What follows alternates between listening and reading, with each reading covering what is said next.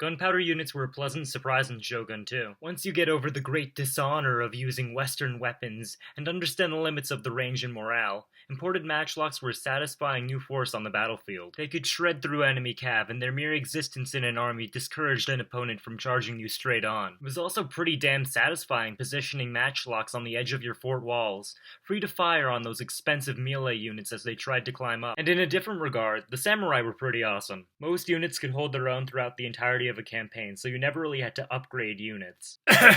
They had high morale, and since all the factions had virtually the same units, you really got to understand their strengths and weaknesses. But what if you combine the easy use and innovation of the matchlock and the discipline of a samurai? The mutual badassery really doesn't mesh well. By the time you unlock the matchlock samurai in the campaign, construct their building chain, and recruit the units, you might shrug and ask, was it really worth it? The jacked up attack and defense stats really shouldn't mean that much considering matchlocks are never meant for physical combat. The best thing the samurai have going for them is access to rapid volley. Matchlock samurai are pretty comparatively expensive too, considering that you could almost buy 2 Matchlock Ashigaru for the same price. Would you rather have one unit that fired maybe 3 volleys, or 2 units firing 4? Heck, if you really want to go down the gunpowder route in Shogun 2, you're probably playing as the Otomo. If so, you have access to the Portuguese Turco, an infinitely better unit that's only slightly more expensive. So how big is the historical basis of these matchlocks? Despite medieval Japan being known for its katanas and ninja, gunpowder weaponry was just as important, if not more. Just like in the game, they arrived on the scene from Portugal around the 15th century. Because they required little training,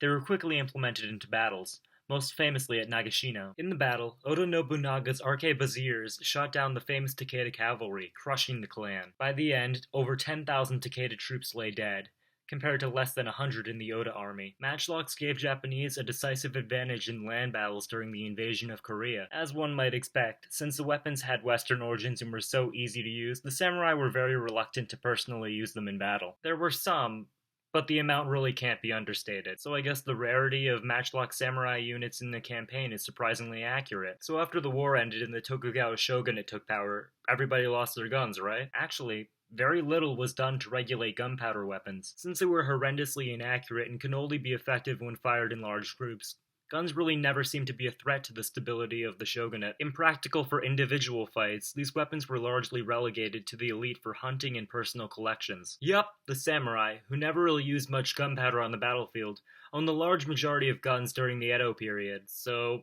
maybe a samurai with a matchlock shouldn't be a weird picture after all. Thanks for watching. Remember to like and subscribe for more.